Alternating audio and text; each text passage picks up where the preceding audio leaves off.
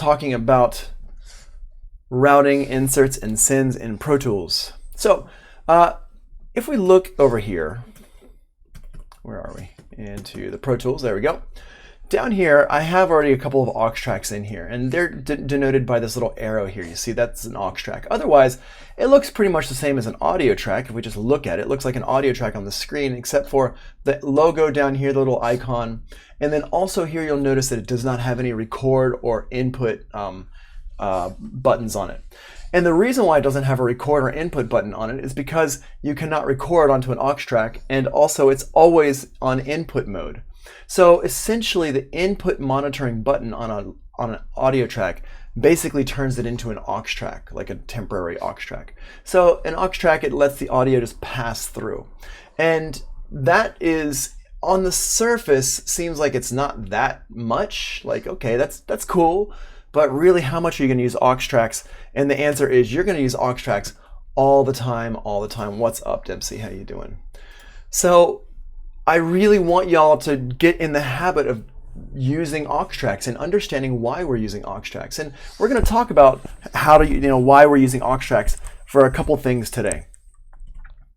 So going over here, so they're good for three things: send effects, subgroup mixing, and external audio input. And what we're going to focus on first is our send effects. Now, a send effect is any kind of effect that only we use it like on a part of a signal, or we send the signal to it. That's why it's called a send effect. We're not sending the effect to something, we're sending something to the effect. So the nomenclature is a little bit strange, but that's what it means. So when we have a send effect, it's like usually a reverb or a delay.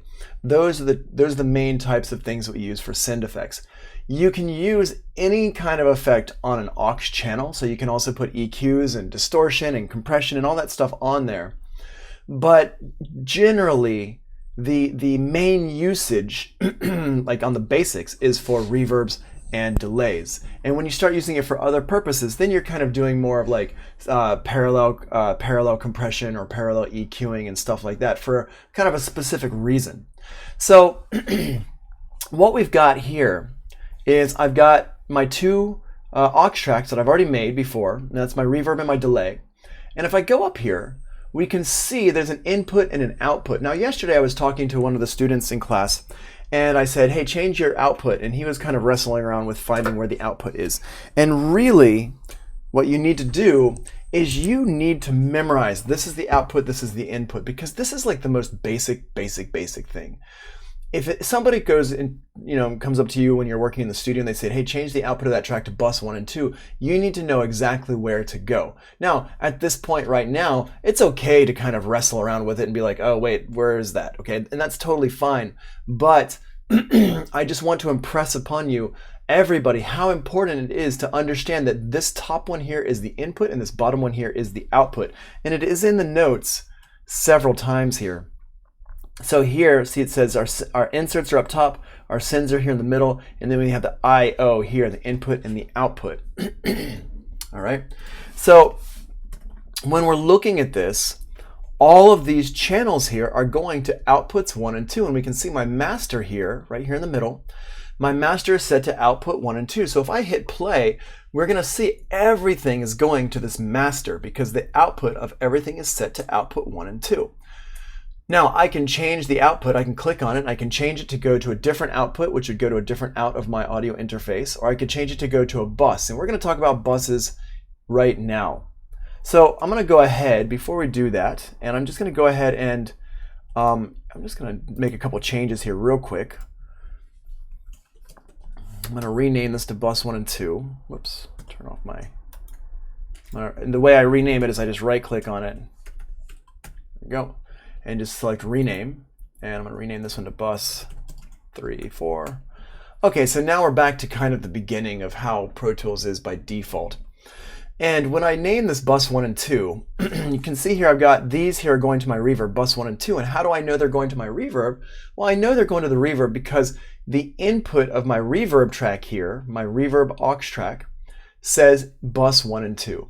And the way that we make connections in Pro Tools is you connect the output and an input with the same name. So all of these sends right here, these are all sending. And a send is like splitting the signal, which we're going to come into detail and talk about that in a little bit. It goes to bus 1 and 2 and bus 1 and 2. And this one here, you can see this one goes to bus 3 and 4. And the input over here is going to bus 3 and 4. Now, let's just talk a little bit about this bus. A bus is something that carries your audio from place to place. Now, let's reference this to something in the real world. And probably Kia already talked about this with you. It's a pretty common analogy, but I'm just gonna put my spin on it. Let's say, for example, that you are at Port Authority on 9th and 42nd, 8th and 9th, right? And your friend calls you up and says, yo, I got cheesecake. And you're like, oh my God, I love cheesecake. A good New York style cheesecake gets me right in the stomach or the heart or whatever any day, right? I love my cheesecake. I say, yo, where are you? And he says, I am down next to SAE. I'm down in Chelsea, down next to SAE on 18th Street. So I'm like, dope, I will be there in a little bit. And I say, hey, can I get some friends to come along too? And he says, yeah, sure, I'll see you in 15, 20 minutes. Cool. So what do? I'm on 9th Avenue and 42nd Street. I need to get down to 18th Street. That's quite a few blocks. It's like, 30 blocks or so, 25 blocks. And I say, I'm going to jump on the bus. And I see the bus, number whatever, 23. I don't know what bus goes down 8th and 9th Ave. So I get on bus number 23. And when I get on the bus, I call up my friends. I say, yo, I know you're down near Madison Square Garden. Why don't you jump on this bus with me and we'll go down together? They say, what bus are you on? I'm on bus number 23. Cool, we'll see you in a minute. So they go out to 9th Ave and they're waiting. They flag down the bus number 23. I'm on bus 23. They jump on bus number 23 and that takes us down and we get off at 18th Street and we walk over to SAE. And then we get our cheesecake, right? Awesome. So that's the same thing with audio. The bus number matters, or the bus name matters. If I'm on bus 23 and I want my friends to join me on the bus, I'm not going to tell them bus number 61, something like that. I'm not going to tell them a different bus number. I'm on bus 23. They need to get on bus number 23. And bus number 23 is going to take us from point A to point B or point C or whatever. And we can get off along the way. We can get on at different points. We can get off at different points. And it's exactly the same with Pro Tools, with Logic. If you're using like a patch bay, it kind of works the same as well. That bus inside of the program takes us from point A to point B. And we can have multiple starting points, like you can see here. These are all going to bus numbers 1 and 2, right? So that's our departure point. Thanks, Monique. I'm glad you like it. That's our departure point, right? And our destination is over here on the input. So the output or the send, because a send is also an output, the output or the send is our starting point. It's our jumping off point. And our destination is the input. And so if I have one input that says bus 1 and 2, and I have a whole bunch of outputs that say bus 1 and 2, they're all going to go to this one track here.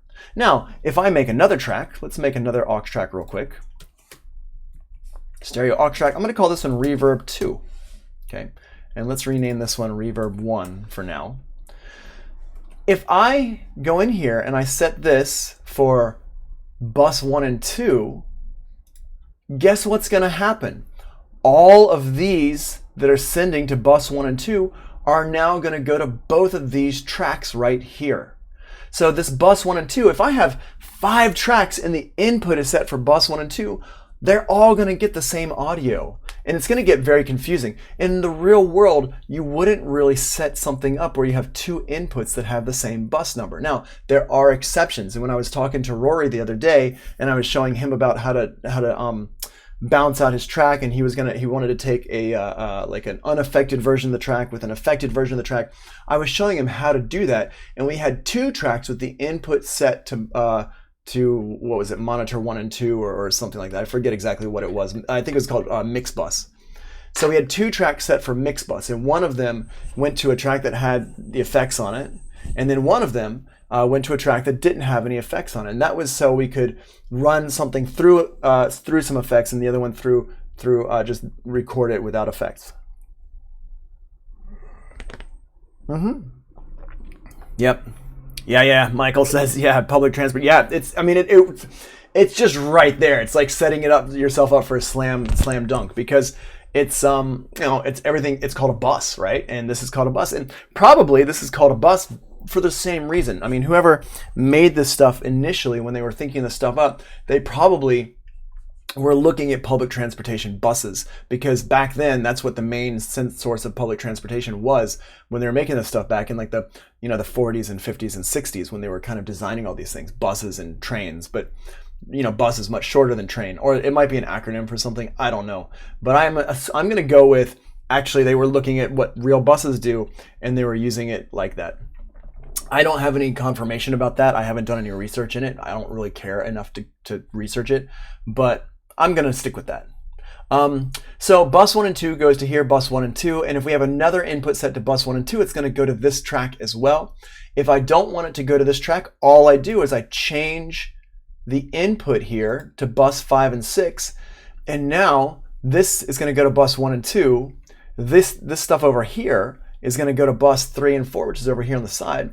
And if I wanted something to go to bus 5 and 6, I just change the output here to bus 5 and 6. And now this one will go to bus 5 and 6. So bus 1 and 2 goes here, bus 5 and 6 goes over here, bus 3 and 4 is going to go over here. And the reason why is because it's the same name. All right. Now, what I would recommend doing is, instead of using the numbers bus 1 and 2, and so Ty says, so output is the starting point and input is the destination. Absolutely, yes. But remember, just before we get too deep into that, send, this part right here where it says sends, that is another output. There are several outputs on a track. The output, the main output of the track, is where all the audio goes to. So that's what's going to our main output here, our master fader. But then the sends is also like splitting the track out, which we're going to kind of discuss in more detail here in just a moment. But just to go back to these buses real quick, bus 1 and 2, bus 5 and 6, bus 3 and 4, these don't really actually offer us up much information about what this is. And right now we only have 3 tracks with buses, stereo buses on them. It's not that big a deal. But imagine you've got a mix with 50 different effects and buses and stuff like that going on. Then it becomes a really big deal. So what I recommend doing is, whatever the track name is on your destination, wherever you're going to on your destination, make that be the bus name. So for example, let's call this one reverb 1. Let's call this a reverb room. And let's call this one a reverb hall. And what I'm going to do is I'm going to go into this one here. I'm going to right click on it. I'm going to go to rename. I'm going to call it reverb room. The exact same name as my track that's the destination track, whatever the input is on, reverb room. And this, now you notice that it changes all these ones that said bus 1 and 2. It changes them now to say reverb room. So I can quickly glance at anything and say, oh, that's going to my reverb room track. I don't have to go around and look for bus 1 and 2. And same thing with bus 5 and 6. Let's change that to reverb hall. And then bus 3 and 4, let's change that to delay. So now we can see all these outputs here, all these send outs and all this stuff here. We can see where things are going really easily just by glancing. Oh, this one's going to my reverb room. This one's going to my reverb hall. This one's going to my delay. Awesome.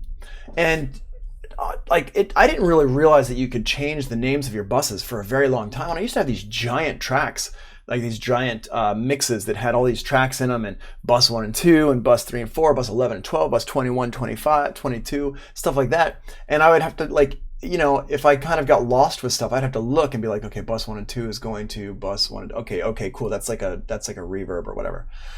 And it was like confusing. And you're going to see that we're going to use aux channels for a lot more than just send effects. We're going to be using these for all sorts of stuff. So it's really, really important that you keep these organized. In the beginning, when I'm starting off with stuff, I don't really necessarily name my buses if I'm going really fast. It kind of depends on what I'm doing, but I'm going to show you actually here. Let me just get rid of all these. I'm just going to get rid of all these tracks here. because we're going to start this over from the beginning. And I'm going to show you how I actually set this up. So I'm naming everything right from the get-go so I can stay nice and organized. And so in what instance would you want to stack reverbs? I see it's done a lot in professional setting. So this is a great question. I'm going to go ahead and answer this because it does apply to what we're talking about right now. So we got to ask ourselves, what is the point of a reverb? A reverb is something to emulate an environment. Everything you do all the time is always done in some kind of an environment, right? So if I'm like talking to my friend, I'm hearing the room that I'm talking in. And this is something that really gets me, especially walking around the city. It's so funny because, and I know I'm such a weirdo, but this is like a total Matrix moment, right? When you take the blue pill or the red pill, and once you take that pill, you're in the Matrix and you can't escape the Matrix, right? Well, when I'm walking around, I am constantly hearing the world around me, like what's going on. I'm constantly like listening to things, and like even subconsciously. And sometimes you'll walk under like scaffolding, or you'll walk in like you'll walk into like a building that's got like a big domed roof or something like that, or you walk in something that somewhere where you're outside into a parking garage, and suddenly the environment completely changes. If you play video games, if you play like open world video games, they do a really good job of this in video games as well, putting things into different environments and stuff. And that's what a reverb really is doing. A reverb is really telling our brains where this instrument was recorded or where it's living. So if I'm listening to a string orchestra, then a string orchestra, most of the time you hear string orchestra, it's in a hall, right? String orchestras, we don't really hear them usually inside of a really small room. With like, if there's like a punk band or something like that, not like Green Day punk, but like real punk, that's going to be heard in maybe some kind of like a grungy basement or like a little club or something like that. Not going to be in a hall or a stadium, because most punk bands didn't play in stadiums, right? So there's all these things that kind of inform us about what's going on, and we really want to put our instruments into those kinds of environments. So for example, if you are working with let's say you've got like a salsa band or something like that, maybe you want to have the percussion sound like it's in a club or something, but maybe you want the singer to have a slightly different sound on their voice. Maybe you want to put different people in different environments. So for example, if I'm working, like I do a lot of stuff with where I want like an orchestral sound. And so I'll put the orchestra into a hall, but then I might have my drums. Maybe I want to have my percussion section not be in the same hall as the orchestra. I might put them into a smaller room. And so that's why we're going to stack up different reverbs and stuff like that. And it's something, it's really about controlling the environment you're in. And when you're mixing and when you're producing this stuff, you really got to think like you're the director. Your idea is to pull everything together and put your audience into the world that you're creating for them. And how do we create that world? We create that world through our reverbs and our delays and stuff like that. And then if you want it to sound further away, you're going to put like a little bit of an EQ thing on it to pull it back from everything. All these different little tricks that we're going to learn as we go through the course about creating distance, 3D, space, all that stuff. But really, that's why you might have multiple reverbs, because maybe you want your singer to have one kind of sound, but then maybe you want your guitars to have a different sound, or your drums to have a different sound. And then, you might want to have it set up so multiple instruments are going to one reverb, and that's why we use send effects. I see a lot of young producers, and I've seen this so much, where young producers will put their reverb directly on a track as an insert. And while you can do that, computers are more powerful every day, and we can, now they've got the i9 chips, and the i9 chips are ridiculous. They're just fantastic chips. But why would I not want to put, like if I've got all my drums here, why not just go ahead and put a reverb on every single drum? Here, I'm just going to go ahead and put this reverb on here. And actually, I just put the wrong reverb. Let's put a reverb that goes from mono to stereo. So we have a nice stereo reverb. And I've got it on here, and I'm going to go ahead and put this reverb on the drum, kick drum, and I'm going to put it like this. Here, let me put my headphones on so I can hear what I'm doing. Okay, so we got that there, and Okay, that's a pretty good sound. There's dry. Okay, I'm going to put that there. Now, what I can do is I can just go ahead and copy this reverb over to all my drums. And yeah, put it on here as well. Wait. Yeah, that's fine. Overhead, what is this? Reverse? What is this one? Mono.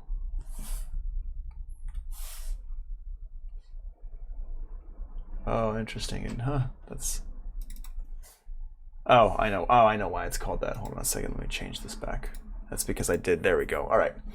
So, and now this reverb here, I can't even just put it on this one because this reverb is mono to stereo, and so it wants me to put. So I have to go ahead, and what I can do is I can do a little shortcut here, and I can click on this reverb here that I've got. If I want to just copy and paste these settings over, I'll just go over here to preset. I'll go copy the settings, and I'll go to my here, and I'm going to drag in the same reverb. The deverb here. I'm just going to go ahead and paste the settings in here. Paste it. Boom. So now I've got all the same settings. If I listen to it, let's listen to the whole thing.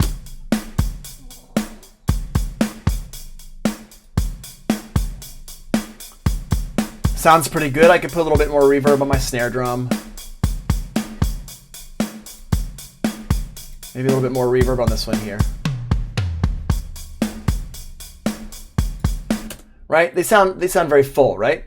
But if I want to make a change to this reverb, let me say, oh, you know what? Actually, I want it to be room 2, and I want it to be set like this, and now a little bit of a bigger sound. Well, now I'd have to go through and copy these settings and paste them on over here. And there's shortcuts for this. What's the shortcut for pasting my settings? Paste, sorry, my dog is going to be snoring. Actually, I don't apologize for that. I think it's super cute. Command Shift V. Okay, so I go over here and I can use you know, my shortcuts for pasting these over, but then I'll have to go back and pull the kick drum back again, all stuff like that. Yeah, it's a Brussels Griffon. And so I've got that, and this is like, it works kind of, but it's also, and I don't know how much it's actually going to be using up my here, let's push play. Yeah, not much, because I have, these are i7 chips in this computer, and it's a pretty decent computer, so it's not really taking up much of my CPU usage. So that's not really an argument anymore, like it used to be an argument for, you know, using reverb on every track or not. But the other argument is a better argument anyway. If I put the reverb on an aux track, and let's go ahead and send this, here, let's send this kick over to that reverb there. And I'm just going to go over here. I'm going to go to the track. I'm going to send it to the reverb. Boom. That's going to mean it. That's going to make it use the same, the right bus. And I'm going to go ahead and just turn off all these.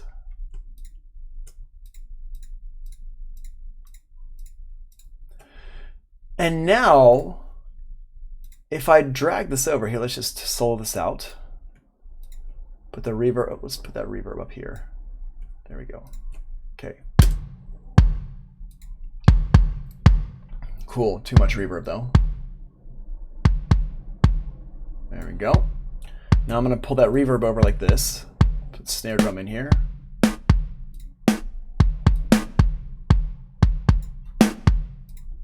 Let's get a little bit more of this, yeah.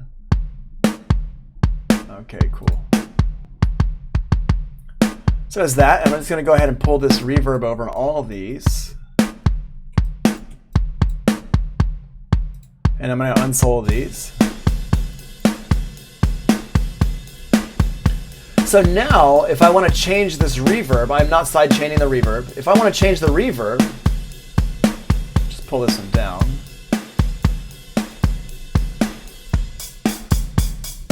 I can change the reverb by just adjusting one thing here.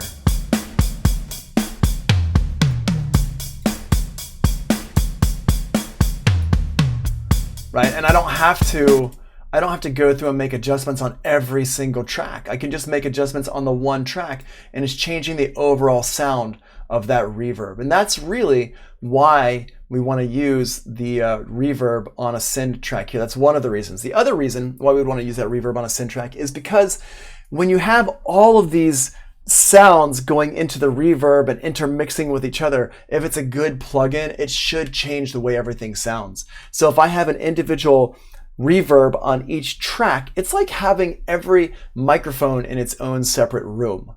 And we don't want that. We want all the microphones to be in the same room recording the same thing, because this drum kit is really supposed to sound like it's one drum kit in one room. And if we put a reverb on every single microphone, it's going to sound like it's every drum instrument is in its own separate. My snare drum's in this room, and my toms are in this room, and my overhead is in that room, and my kick drum's in that room. And that's super unrealistic unless I have like spaghetti arms, or if I'm like, who's that guy, Rubberman or whatever from Fantastic Four, something like that, right? Stretchy Guy, is that what his name is? Stretchy Guy. So Punk, just so you know, I'm not side chaining the reverb, or I'm not side chain compressing the reverb. That's kind of beyond the scope of this. We're just kind of in the basics of stuff right now. So, Stretchy Guy in all his different rooms from the Fantastic Four. So really what you want to have is you want to have a send effect like this, Mr. Fantastic. Are you sure his name is not Stretchy Guy? I'm pretty sure his name is Stretchy Guy.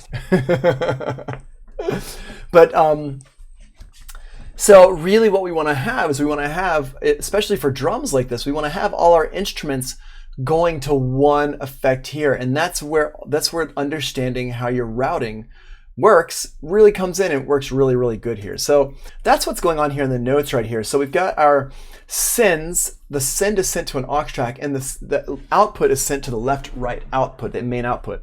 So here it says each track has two outputs. The output is the entire signal, and the send is a portion of the signal.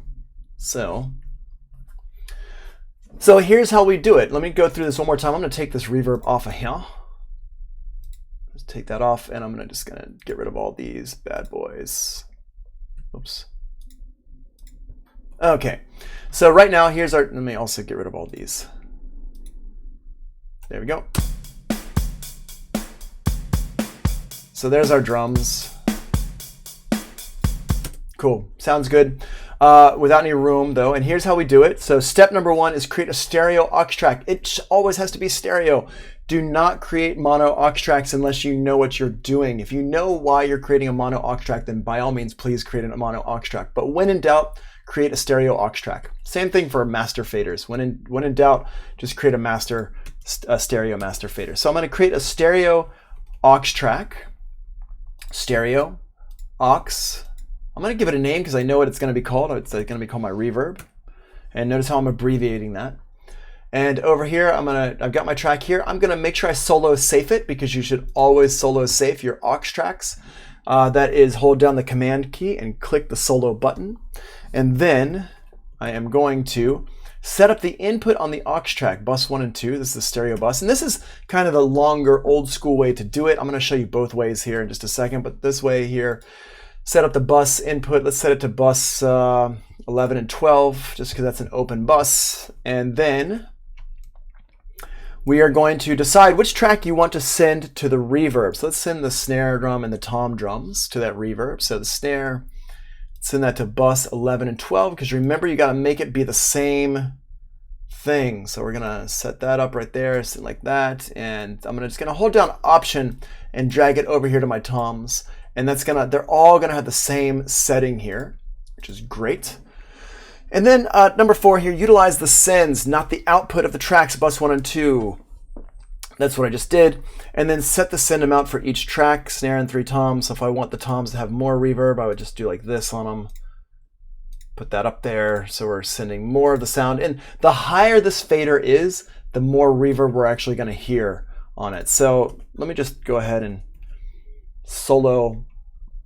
let me loop this here. There we go. Okay, so let's just check this out. So watch this. I'm going to go ahead and solo up my snare drum. Oh, I need hold on. I need an actual reverb on the track. Is that not in my notes? Did I not put that in here? Oh, yeah, it's step number 1. Put a reverb plugin on it. Ha ha ha ha ha. I'm a professional, I swear. All right, let's use the air reverb. just because that one comes with Pro Tools. You can get it as a download. Okay, so now if I hit play, wow, that's a giant reverb. Okay. That's gross. I need, let's see, high frequencies, let's cut them back. Density.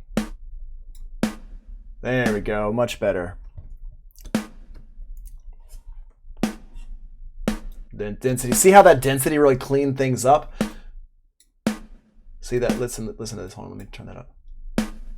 Hear how that sounds like broken up, right? Well, if we turn this density up, it sounds much smoother. Now, just real quick, since we're talking about reverbs, we might as well just go all in on reverbs. And this is not in the notes, so you have to watch this video for this information. But remember, a reverb is recreating the room, right? That's what we're doing with a reverb. And so each one of these, some reverbs have a lot of stuff, some reverbs don't have a lot of stuff. So what each one of these things in the reverbs usually do is they usually, it's like a control for controlling a certain aspect of the room, like the size of the room or the shape of the room or what's in the room, the material of the room, stuff like that. And it really helps to kind of have an idea of what each one is. And some of these are very obvious and some of them are not obvious at all. So the room size and the reverb time are kind of connected a little bit, although you can have like a smaller room size with a longer reverb time. But in general, the reverb time also has to do with like reflections and how much the sound is like dying, bouncing around, dying out, stuff like that. But it's also kind of like a feedback thing as well. So the room size is like kind of how big the room is. So if we turn this down here like this, it's going to sound more like a closet or something like that, right? Turn this up. Now it sounds like a parking garage. But if I'm like, say I'm in like a bathroom, right? Well, a bathroom is made out of tiles, and tiles are very, very reflective. Usually tiles are some kind of ceramic or something like that, something very reflective, right? So what we want to do is we want to turn down all this stuff here, the density, because density, things get more dense when they kind of get absorbed and we take off those high frequencies and stuff like that. So listen to this. That to me sounds more like it's got metallic or concrete surfaces, something that's more reflective of sound, right? And we can do this. Okay, and it sounds a little bit smaller. And we go in here to our pre-delay. The pre-delay, what this does is it kind of separates out the original sound from the reverb sound. And that's usually something you hear in like a stadium or something. So like a stadium would sound something like this like a parking garage sound or like that. There we go. Hear that sound, and that sound sounds more like if you go into a stadium or a parking garage and you clap your hands or something, you're gonna hear your hand clap first because it's right next to your face. Then you're going to hear the reflections coming back to you. That's what that pre-delay does. So all these different things, they do different stuff. So for example, like if I've got a lot of carpeting in the room or something like that, or like wood, so it's still reflective, but it's getting kind of like high frequencies are getting absorbed, stuff like that. That's going to be like my density. The ambience, let's see what this does. Okay, so this is going to be like those reflections. This here is going to sound like a small, like little.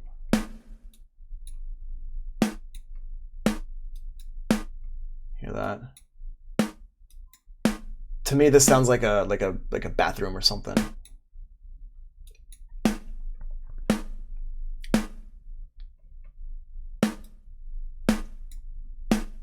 we go. Get rid of those low frequencies. Yeah. Cool.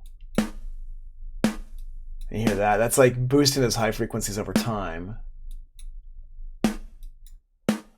If we want to sound more like a closet or something, it'd be something more like this. And a closet is going to be really close to, yeah, great for 80s ballad snares. Yeah, sure. So, you know, all these things are going to be set in the presets here. If I scroll through my presets, it's just changing all of these here. And then it's just changing, like my early reflections and all this stuff in here changes. And so it's just, they got different settings in here. And I'm not sure if this early reflections, is that like loading in some, is it like some kind of like a basic convolution type of thing? I don't think it is a convolution reverb, but I'm not sure that it's not. I don't know how this air reverb is actually built.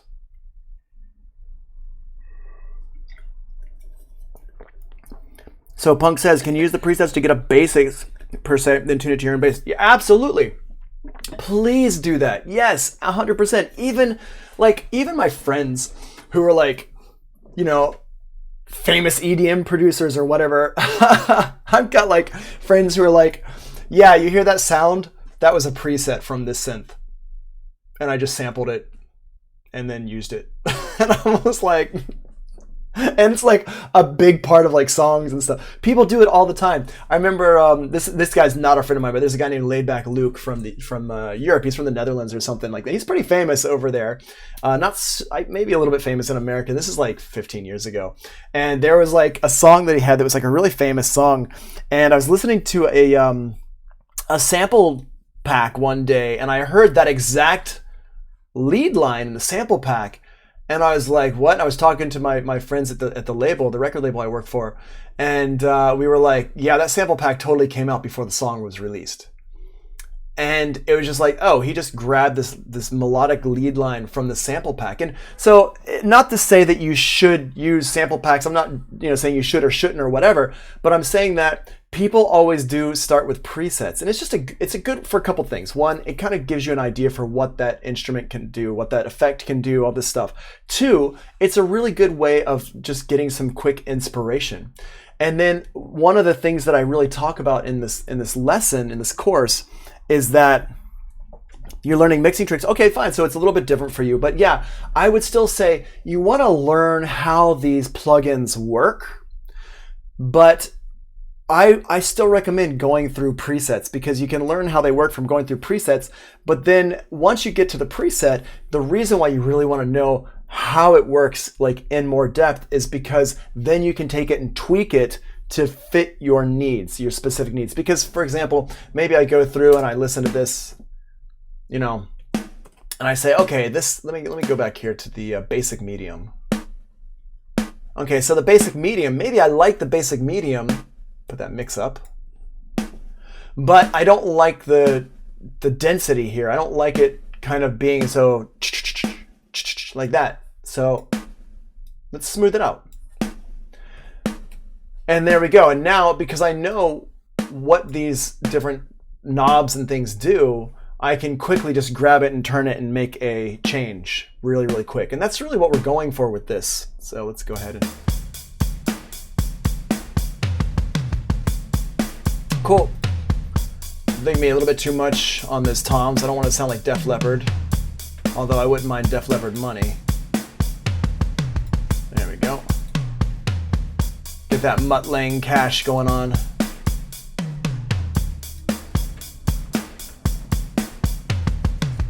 Awesome. Okay, cool.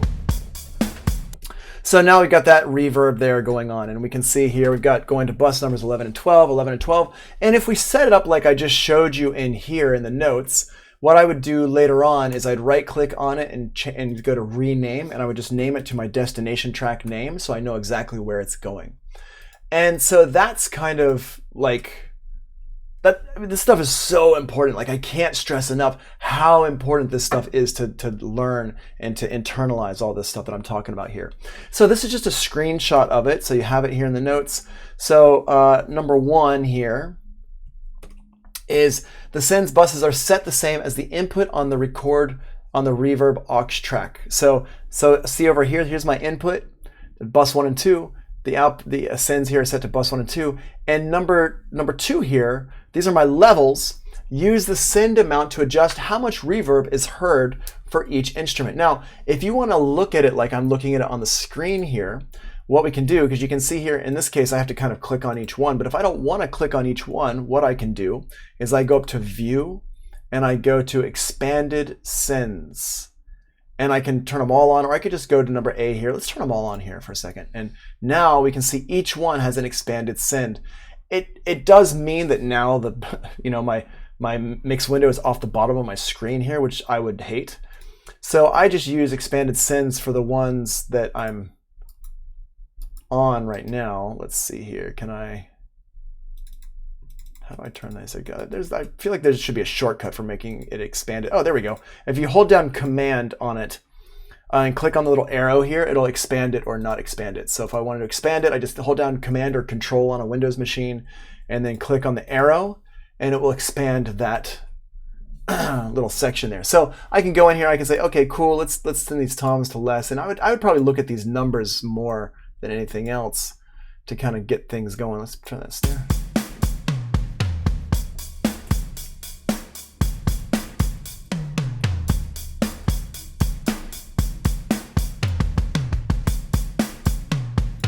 Cool. There we go. And let's put this over here as well. Get a little bit of that overhead in there. Yeah, there's all sorts of little tricks and tips and tricks and stuff in Pro Tools. It's there's a lot. There's a lot going on with this. Okay, so let's go back over here to our notes.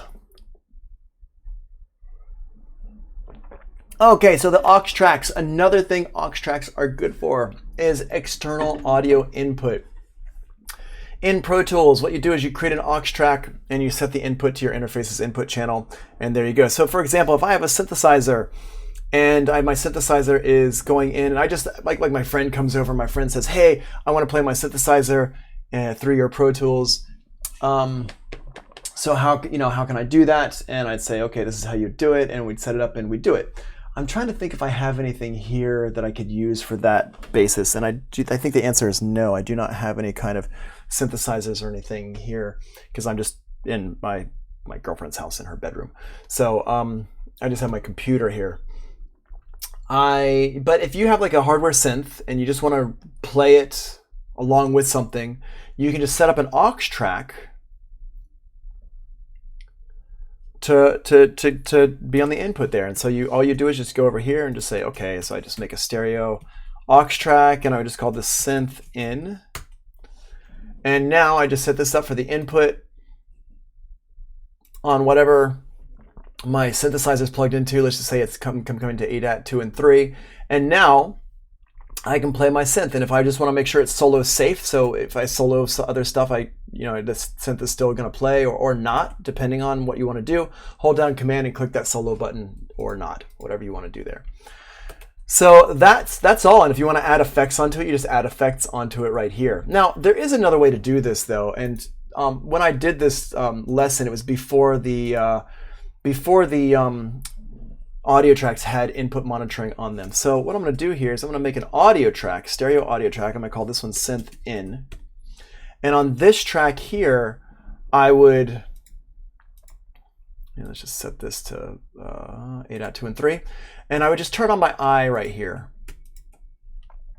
And the eye just means it's going to be input monitoring turned on.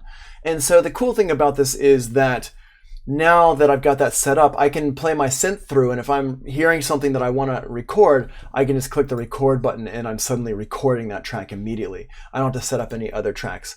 It works really well, and you can actually have it set so it doesn't just turn off the input monitoring as soon as you hit that record button. That is... Where is that? I think it might be in the preferences. Let's see. I know there's like a setting for that. Let's see here. Operation. Yeah, here we go. Disable input when disarming track and stop. So I think if I hit record, yeah, it's not going to turn it on and off now. So Punk says, are you printing the synth onto the audio track? And the answer is no. If all you're doing if all you have is the input monitor on, I'm just going to be playing the synth. It's not printing the synth. But if I wanted to print that synth, if I wanted to have the person play as we go and we're recording it. Now all I have to do is just hit that record button and then hit record in Pro Tools, and now we're recording the synthesizer. So it really depends on how you want to be, what you want to be doing with it. If you just want to be jamming, then you just make sure the input monitor is on and no record. And I could record other tracks. So this is really good for if I wanted to record other tracks, but I just want to listen to the synth as he plays it, then I can have record armed on other tracks, not the synth track, so it's not recording. My advice, however, is that you always be recording stuff, because you never know when you're going to hit some kind of like accidental gold. So, if I have somebody who's playing along with stuff in my studio, I'm almost always recording them, even if they don't know it, because a lot of times, especially with younger musicians, if they don't know they're being recorded, they're going to play better a lot of times, because when they know they're being recorded, they're going to get nervous and they start acting all weird and, not playing quite as good, especially in the beginning, until they can kind of forget that the camera's on, so to speak, right? So I highly recommend that you always be recording stuff, and don't tell the musicians that you're recording when they're doing if they're doing like a sound check or something. Always record them, whether they know it or not. And if something magical happens, then you can be like, guys, guess what? I was recording all that. That's dope. Y'all are lucky. Give me that money. Here's my hand. Put the green right here, right here. Come on, do it, do it, do it, like that. And so it's I think it's a really good way to work, is to always be recording stuff. Okay, so in Pro Tools, just create an aux track mono or stereo, set the input to your interface's input, and then set the, all the other tracks are going to go to whatever, so. Solo safe command, click the solo button on the track. If you make a solo safe track, solo safe, it will always play even when other tracks are soloed. Always solo safe aux tracks, never solo safe audio tracks. So with this little setup here, I'm going to delete this synth track because we don't need that. Okay, so we've got our reverb here. Let's go ahead and make another aux track and call this one delay. And I'm going to put a delay on here. Let's use a fun delay. Let's use a delay that doesn't come with Pro Tools, shall we? One of my favorites is the H delay. I absolutely love this delay. I used to have the Waves Gold bundle.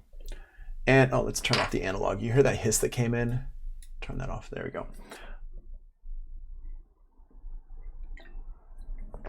I used to have the Waves Gold bundle. I bought the Waves Gold bundle back in 2001 or 2002. I forget. It was like around that time. And I paid $1,500 for it. Now you can get that gold bundle for like, when it's on sale, it's like $50 or $100 or something. Yeah, H-Delay is great. So I don't know if I don't know how to actually download the gold bundle anymore. Like, I don't have it on my computer anymore. I don't know how to get it on my computer anymore, like aside from just cracking it, which you shouldn't use cracked software. So that's a big mystery, and I haven't really researched it because I don't use Wave stuff so much. Although they run sales every now and then, I do buy some stuff on sale, stuff that's not included with that gold bundle, or maybe this one is now. I don't know. But when the H delay came out, I was just like, oh my gosh, that delay is dope. I need that delay. So I love this H delay. Yeah. And Rondell said it's my favorite. It's my favorite. It's one of my favorites. I'm a huge fan. And this thing is like, how much does this cost right now? Let's see.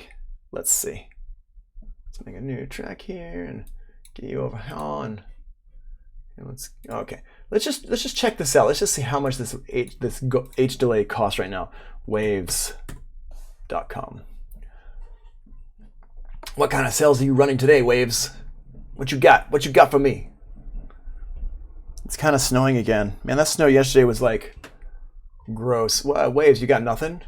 Are you down? You got a big blank screen? Okay, I see how it is. Performing a TLS handshake to maxcdn.bootstrap. Yeah, you do need it. It's really good. Okay, whatever. For those of you who are curious about other delays that I love, and we can talk about reverbs and delays too. Let's just take a look at some delays that I absolutely love as well. Some other delays that I love is I love the, where is it? Primal Tap. Yeah, I'm a huge fan of the Primal Tap as well. big fan of this one here. This is from Sound Toys. It's another great delay. I highly recommend it. If you're a student, I recommend getting all the Sound Toys stuff. It's $250, highly worth it. Great stuff. Really recommend it. All right. Another delay that I use is a Sound Toys Echo Boy.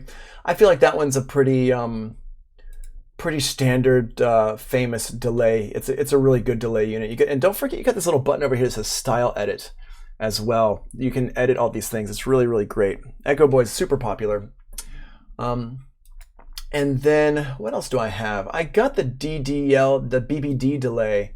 I thought I would use, no, not this one. Sorry. The DDL delay, where is it? It's from Isotope. Yeah, there we go. Isotope DDLY, DD Light.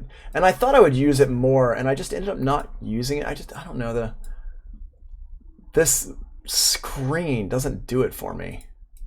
I don't know what I'm, like I don't know. It never really got me super excited. Try out their bundle for, Carl, you're talking about Sound Toys?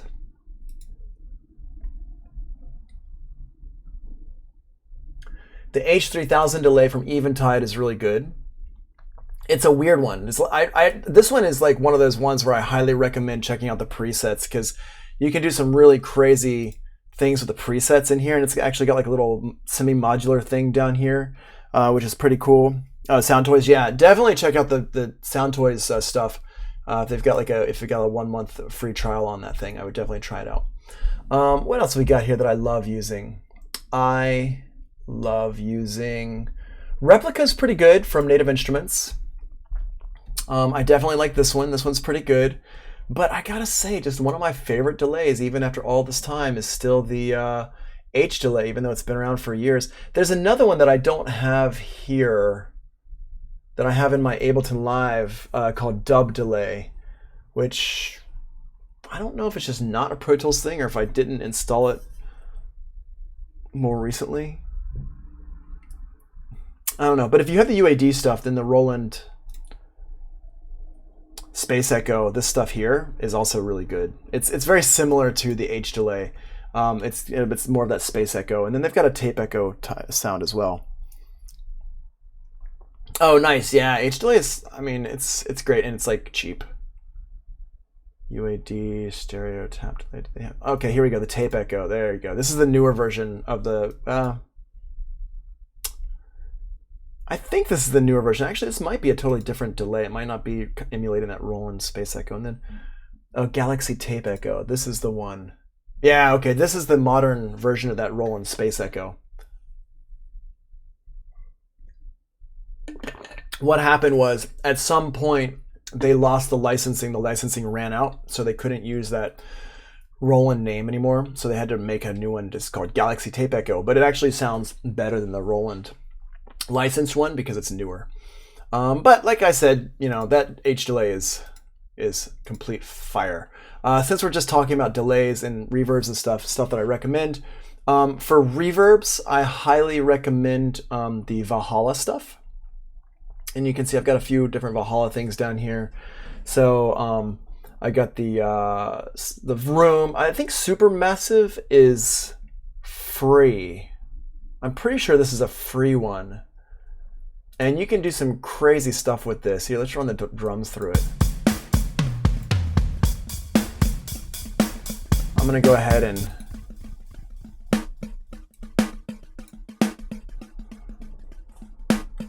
right here, let's let the loop. Let's just loop a steady loop of this. And we can check this out, what this does. There's all sorts of great, cool effects in here. Let's go to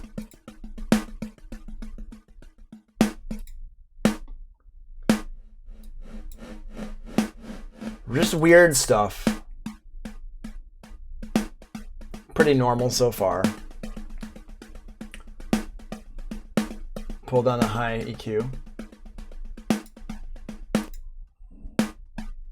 Okay, and then we can go over here. Pretty cool stuff. Oh, the R-verb. So the R-verb is, I used to use it. That came with the gold bundle. I haven't used it in years. Like, I mean, when I say years, I mean like over 10 years I haven't used it. So I don't remember what it sounds like so much anymore. I remember it being okay. It wasn't my favorite, but I think it's good for if you don't really have anything else. What I highly recommend though is this Valhalla stuff. Sorry, I got a little bit sidetracked listening to that. But like Valhalla Room, this is a great one here.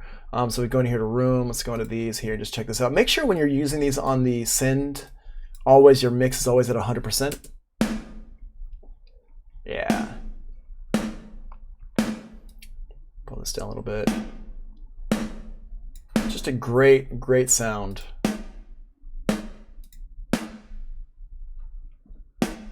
And it's $50. It's only $50, so there's almost like no reason not to use it, right?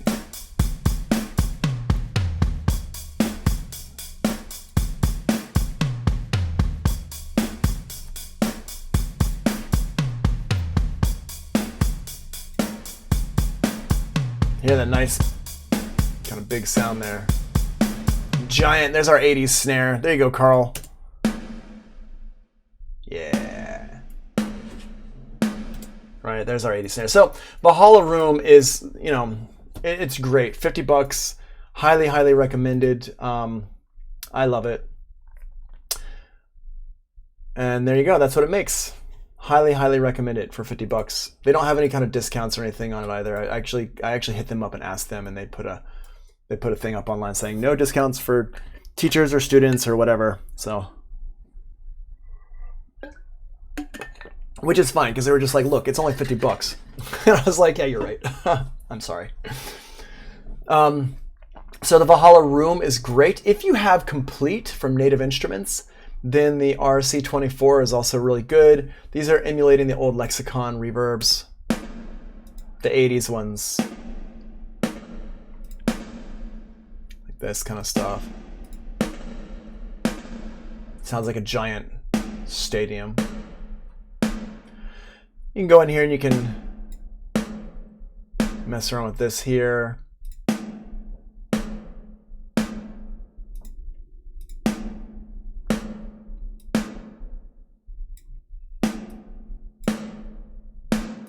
Go ahead and make some changes.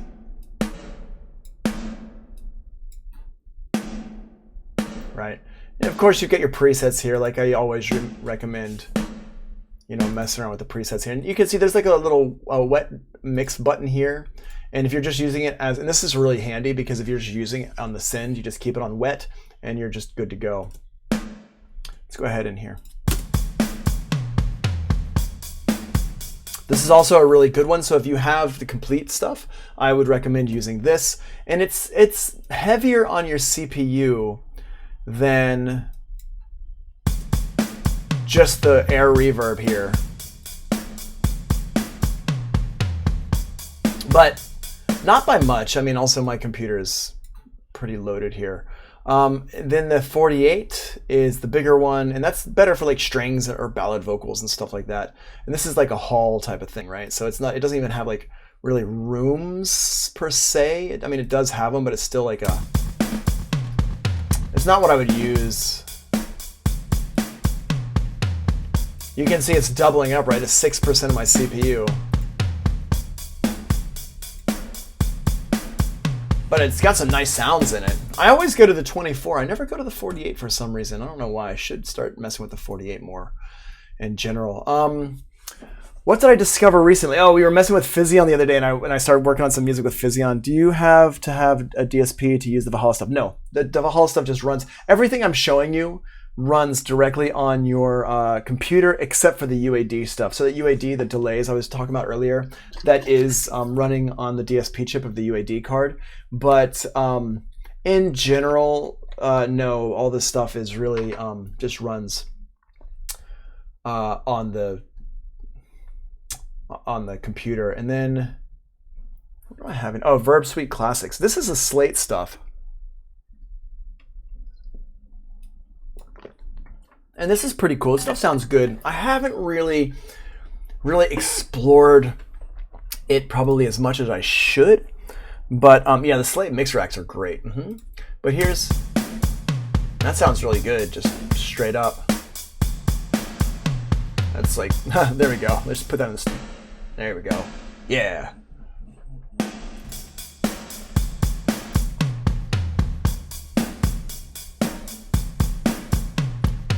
Yeah, that's gonna sound like that big 80s tom drum sound. It's a nice little reverb right there. Subtle. But if we take it away, right there it is without it. Add some nice body in there.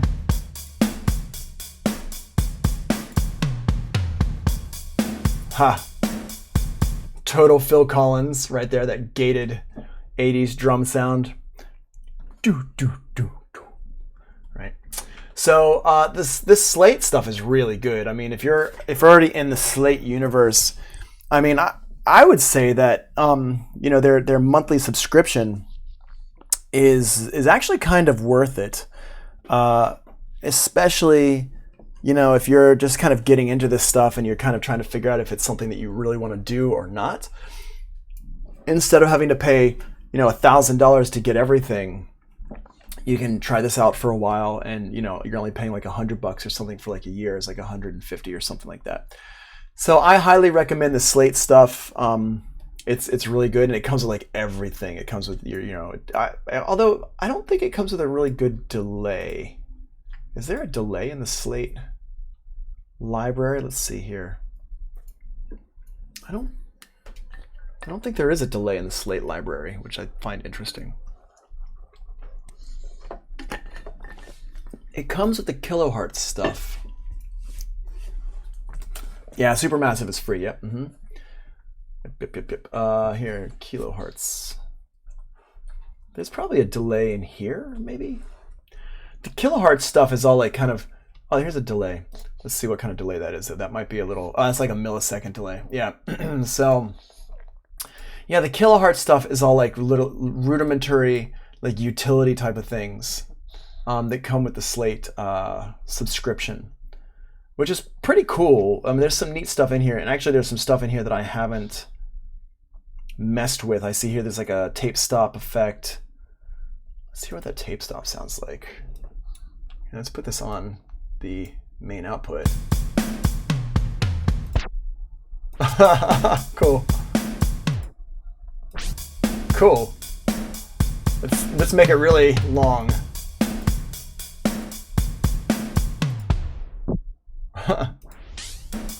Neat. Kind of cool. Can I make the? Oh, I can adjust this too. Wow.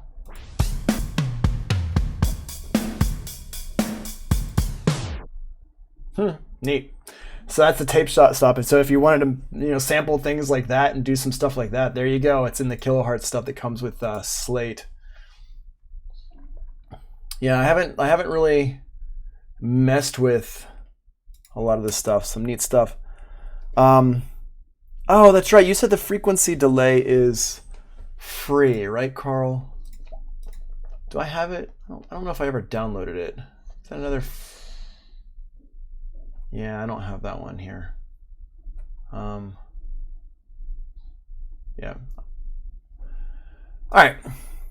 Cool. All right, so let's stop here. I'm gonna stop playing around. Let's move on. Sorry, I just got excited about listening to sounds. Whoa. Go back over here to my air. Actually, let's do this. So I just got rid of my plugin by accident, right? And I cannot undo that. So let's do this. Let's save this. And what I'm going to do is I'm going to actually close this. And I'm going to go to my computer and go to Sound, Pro Tools, Projects. There's that one. And if I want to grab that one and bring it back in, is this the one I was just looking at? No, the Sharpan Joe one. Sharpan Joe, is that in here somewhere? There we are. So if you ever get rid of your sessions by accident, or some effect or something by accident, then what you can do is you can go in here to your session backups and go to my latest one. Is it not in here? was, oh man, okay, so where was I doing this? Sharp Hand Joe. Sharp Hand Joe. Let's see here. Today, here we go, the backups, here we go, 9. Okay, cool, so let's go to the lowest. Okay, cool, so I can just open this one up. I don't know where that is on my hard drive. And I can get back to it. There we go. Turn this one on.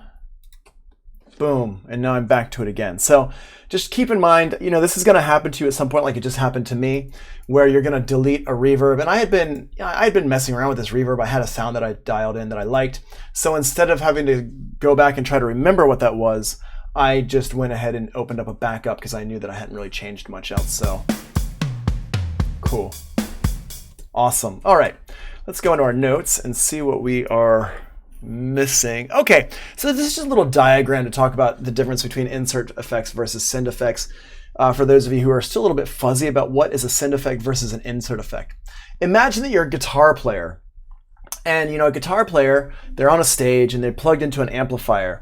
And if you've ever noticed a guitar player, an electric guitar player, their cable goes out and they might have foot pedals on the stage in front of them. And if you're into like hip hop and stuff like that, maybe you have never seen a guitar player on a stage. I don't know, hopefully some of you, at least most of you, have seen a guitar player, so this analogy will make sense. But let's say you have pedals on the stage and you can turn those pedals on and off. So if you're playing guitar and you're like, bring, bring, bring, hey, let's try this.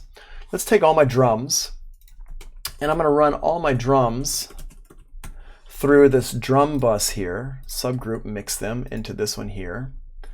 And we're gonna talk about how to do this one day. But right now, I've got everything going in here, and we're gonna take this reverb. We're also gonna go into this drum group as well. And the delay also going to the drum group. Although the delay is not being used, but whatever. I'm just gonna have everything going to the drum group. And I'm gonna move these things over here because I just like to keep everything, I like to keep everything organized from like left to right. So I've got everything going to this drum group here. So if I put on this drum group, check this out. If I put a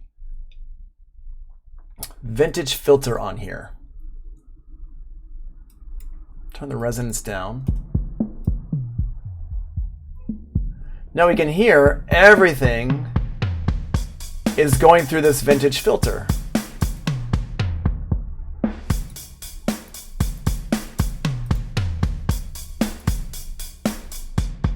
Right? Actually, you know what I'm going to do? I'm going to grab one that I can use my knob on my keyboard for. That's annoying that I can't do it with that one. Filter, filter, filter. Let's see, can I use it with Filter Freak? Do they have a MIDI learn function on theirs? I don't know. I don't use this stuff with they do not. No news today. Okay, that's annoying. I know that with Native Instruments stuff, I can. Let's see what Native Instruments has. Oh, I know what I can use. I can use the dirt. Because I don't think they have a filter that's just kind of by itself.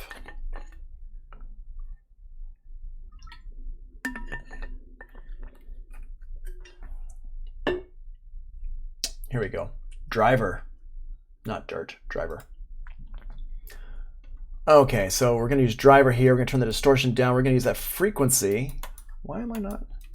Really? I thought I could rank. Is there nothing that I can use with my keyboard here? This is the kind of the annoying thing with Pro Tools is you can't really assign stuff in Pro Tools. All right, well then, oh, you know what? Hold on, maybe I have to automate it here. Resonance frequency, oops. Hold on a second, let's see. Now can I use it with, no, okay. Never mind, I'm just gonna go ahead and just use it here. I'm just gonna, there we go. Okay, so you can hear this. This is like an insert. This is an insert effect. This is like a guitar pedal thing. It's on my entire system. So if I bypass it,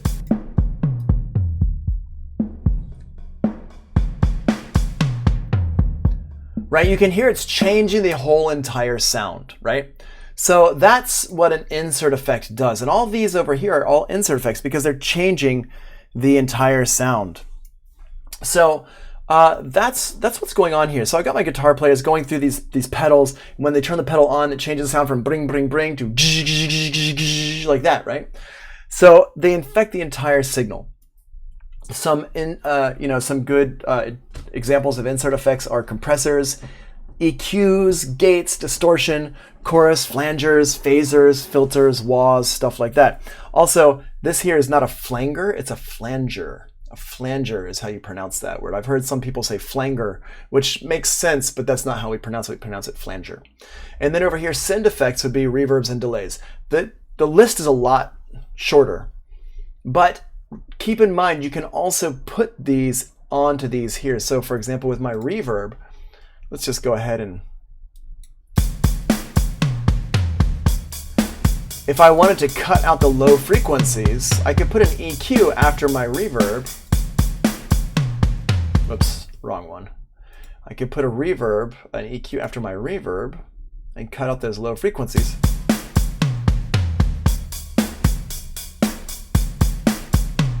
Hear how it's a lot.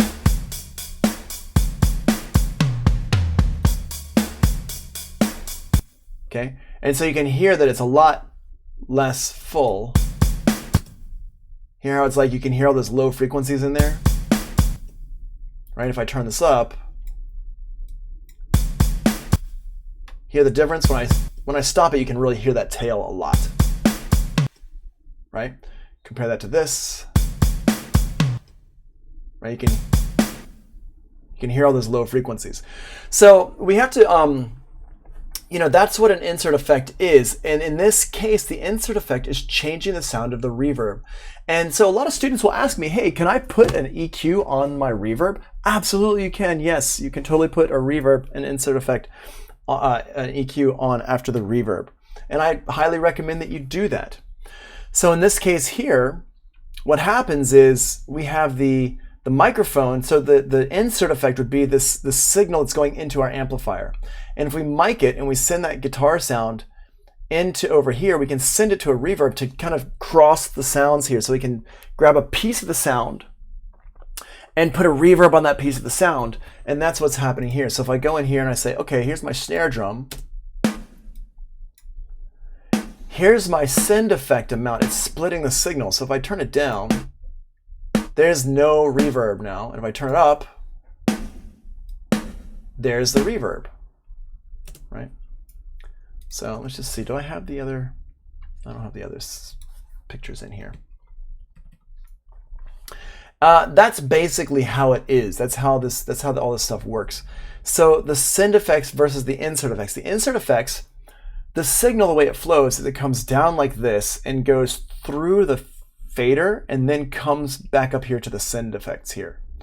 So the send effect here is going all the way over to the reverb. So for example, if I turn this up, we can hear it and we can hear the reverb, right?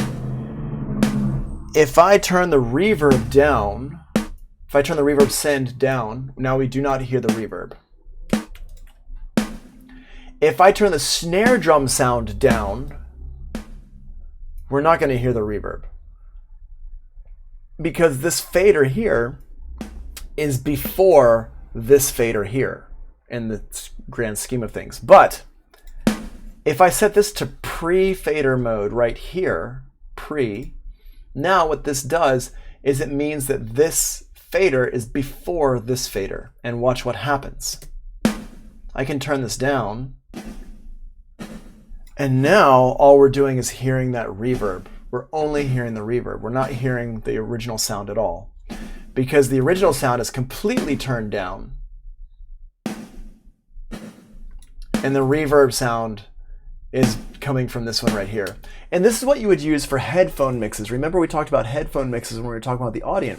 Well, this is exactly what you use. Use that pre-fader button so that whatever your faders are down here do not affect what your faders are up here. So whatever level we're sending to that aux number 1 or aux number 2 or foldback A or foldback B or something like that, it's not being affected by our faders for our mix in our control room. And that's what we use for our headphone mixes. You don't really use pre-fader much when you're doing mixing without headphone mixes. There's maybe some instances where I've used it, but not too much. So Elon says light bulb, bling, bling, bling. Yeah, right? I know it. It helps to see stuff like this. So that's what's that. Now also check this out. We can hear the drums. If I put this up, hear all that reverb that's happening? Well, let's say that I like the sound in general, but it's just too much reverb overall. I like the mix. I like having my snare drum up and my toms and my kick drum down in the mix for my reverb. But in general, I just want to hear less reverb. So what I can do is I can actually just keep these the way they are, and I can just turn this down right here. So now,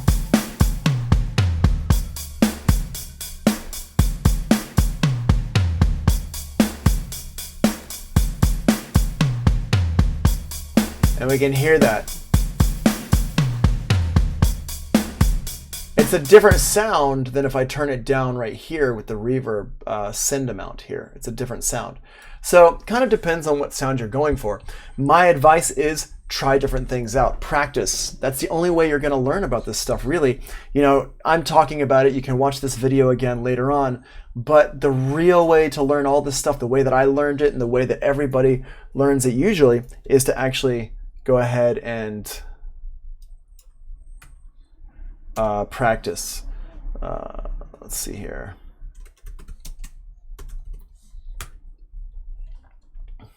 Awesome. Okay, let's do one more thing here. Let's talk a little bit about what we had talked about. We're pretty much done with today's lesson. I just want to talk real quick about what we had discussed the other day in Zoom with a handful of people. It wasn't everybody who was there, but I want to give you a demonstration of this. And what I'm going to do this is we're going to mute these drums for a second. So no more drums. And I'm going to get a bass, some kind of another sound. So I'm going to get an instrument track. Dog, where are you going? You going to go or are you going to stay on my lap? What's going on? Okay, I've got like a little desk here next to me where the dog can hang out. She loves it and she likes to go back and forth. Let me see, can I show you? Let's see, just real quick, I'll just show you. Boom, that's what's going on next to me, is the pup is right over here. And so she likes to go back and forth between me and the little side table thing there. All right, so I'm gonna get a sound. Let's get a synth that can do bass sounds as well. So I'll go down here to instrument and let's use Diva. I like Diva. Diva's an easy one to use. So here's my Diva from Yuhei. And let's grab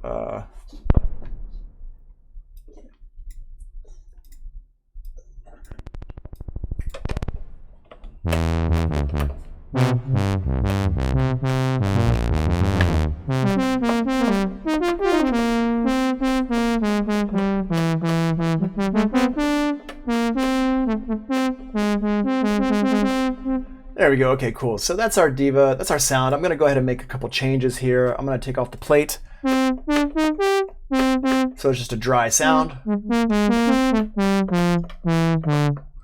I'm going to go ahead and not have it be the wah-wah thing on the beginning.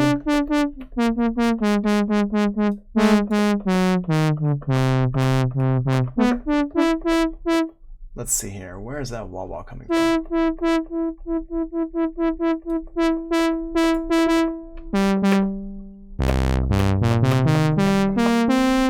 Awesome. And I'm going to make it so it is monophonic mode, poly mono legato.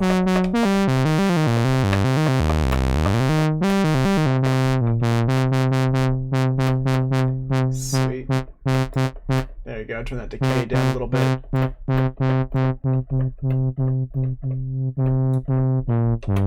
Cool.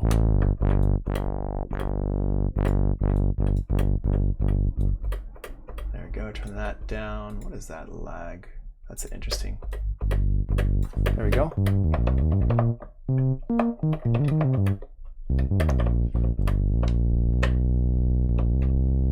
Sweet, so we got that there, and we're gonna take this here and have it go from ADS1, or maybe it's already doing that add.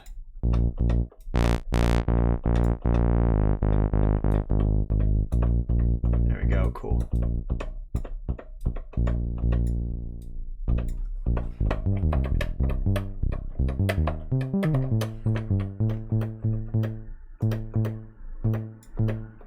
Just trying to see.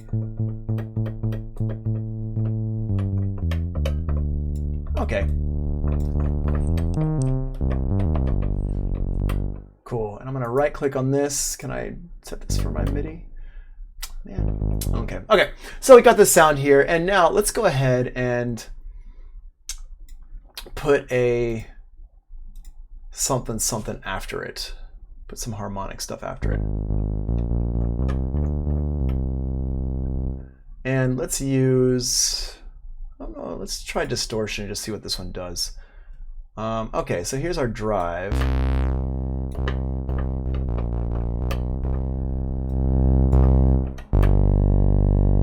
That one's got it on there all the time. Hold on, let's try something else. I'm not sure what the best plugin to show this is. Maybe one of these down here. Random question: when installing Valhalla, is VST3 the newest version of these applications? No, it's all the same. VST is just the VST shell like version of it. I don't use VST3 myself. I use VST in audio units. I'm on a Mac. I would install, I mean, the VST3 is fine, but I would install other stuff too. Let's see here. What can we use? It's going to be a good example of this. Maybe one of my preamps. Okay, let's use the Marshall here. Let's just see what these do. Blues Breaker.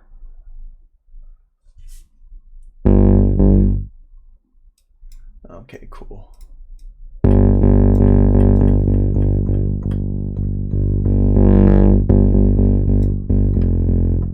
That doesn't have my input though. Harmonic stuff. What does the Devil Lock do? AX is for Avidius. Yep.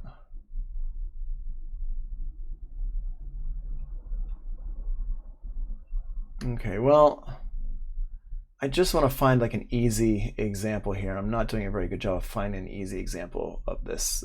Here, let's see what this one does. 610 maybe.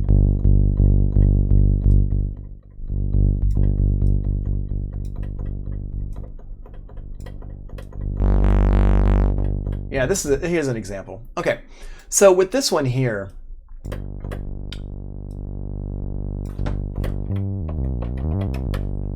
if I want to run this in here, I've got this in here, I've got my level here. And this is like my input level. You can hear it start to really distort things right up here. I can turn my level down here, my output. Hear how those frequencies come in?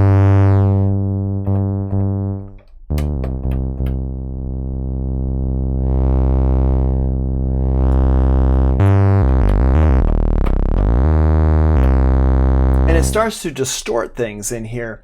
Now that distortion is not necessarily a bad sound if you want that kind of overdriven.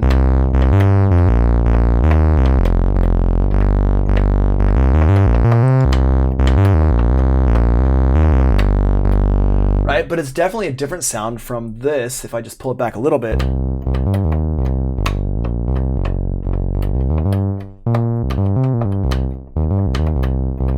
Right, and I can push this a little bit more. But I can pull out my main output here. So what's happening here is this is what we call like gain staging. So we have like an input, we have an output, and this here is like before like any kind of a tube or whatever's in this thing here. I'm not sure if the 610 is solid state or tube. I think it's a tube. And what we've got in here is we can hit that level. This is our input level here. And so the more we drive this, the more we're going to get the sound of that piece of gear. And then if we want it to be quieter overall, we'll just turn down the output here and also adjust on our fader over here.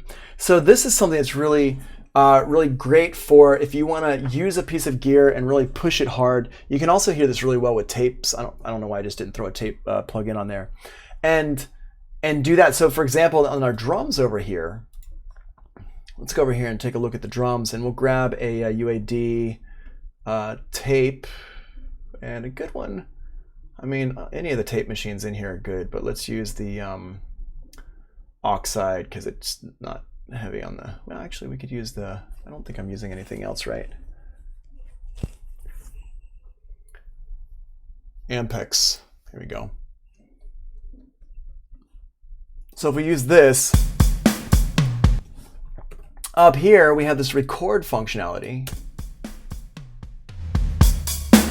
which is going to make it louder or softer, and this reproduce. And these here, we can use them in conjunction. Here, I'm going to turn my drums down overall, and I'm going to crank this here.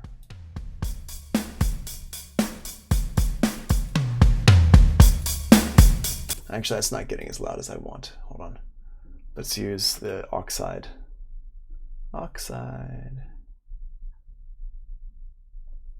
There we go. Let's see if we, I might not have enough going into this thing to hit it as hard as I want. Oh, there we go. Yeah, this one, yeah. Here we can do this, yeah. I'll turn the output down. You hear how it's like, it's distorting? Well, that distortion could be really, really loud, but you can see I've got my overall level down over here. I would just grab the wrong one. I've got the overall level down over here, right here on my drum group, and also my output is turned down right here. And it's clipping, but it's like, it's not the same thing as clipping. It's distorting. And clipping, I would say, is specific to digital, where you're above the digital threshold, it's going to clip. Whereas when you're over 0 on analog gear, it's not clipping, it's distorting, where it's actually not, it's not the worst sound in the world. Like clipping is just annoying. It's like, again, like I said the other day, unless you're Nine Inch Nails, it's not good for anything really. But in here, if I push this up,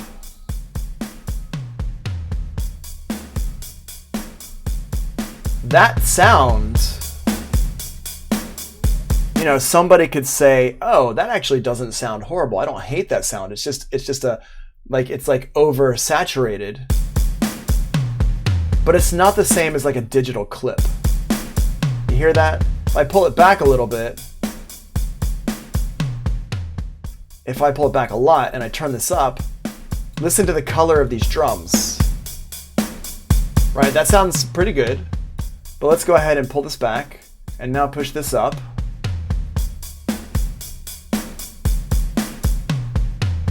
And we can find a balancing line where it's like the drums are just as loud as they were before, but now there's more going on with the sound. And it's sometimes really hard to hear, and that's why I was kind of overdoing it, because it's kind of hard to hear. But this is really important. See, now you can hear it's like that distortion, right? Which is not a sound that you'd want necessarily, but it's also not like a horrendously bad sound. It just sounds like it's distorting. It doesn't sound like it's clipping the input to me. It's not the same thing as clipping. Clipping is like, for me, it's like a digital thing, although I think the words have gotten maybe a little bit convoluted and distorted between each other just because of we're so used to the digital age. But you want to be aware of this here, and this distortion sound is not, it's not like a horrible sound, but this is like the input knob here is affecting how loud we're hearing it, but it's also affecting how loud it's hitting that, whatever the internals are of that. In this case, it's tape emulation, right? So when we do that, we now have an output knob as well to adjust the overall sound of everything. Yeah, OG crackhead. I also like the distortion. It sounds really cool. I don't know if I'd want to hear a full song of this in the drums like this, but if you listen to like the Beastie Boys, if you listen to the Beastie Boys stuff from like Check Your Head and Ill Communication, those albums, like Sabotage and all that stuff, the way they would get some of that distorted sound on their vocals is they were overdriving the preamps on their, I think it was a Neve. I could be wrong about that. I might be wrong. But they were overdriving the inputs. I was reading an article about this once where it was talking about the way they would get that sound is they would overdrive the inputs on the preamp. They weren't running their voice through a distortion pedal or through a guitar amplifier or something like that. They were just literally hitting that preamp too hard and then recording that. And that's how they would get the distortion on their vocals. And so it's like for certain things, I mean, that's what, so yeah, Portis had a lot of distorted drums. And then what they would do a lot of times though, is with that, don't forget you can apply, all the stuff we've been talking about. So let's go ahead and we distort these drums. I'm gonna push this really hard. So we have this, right? But let's say, okay, I like this sound, but I want to take some of the low end out of it just for my mix, right? So I can go in here to my EQ. Let's put a 7-band EQ on here so we can just kind of see what's going on. And I'm going to go ahead and remove.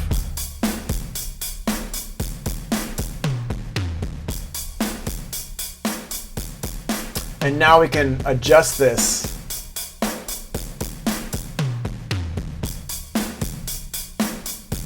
To our liking.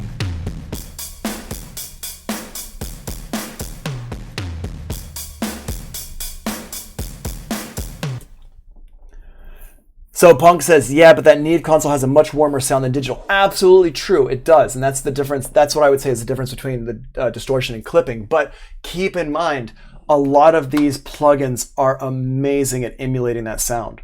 So even if you don't have access to a Neve board, and who does? Like we had a Neve board at SAE in New York, and it just was constantly breaking.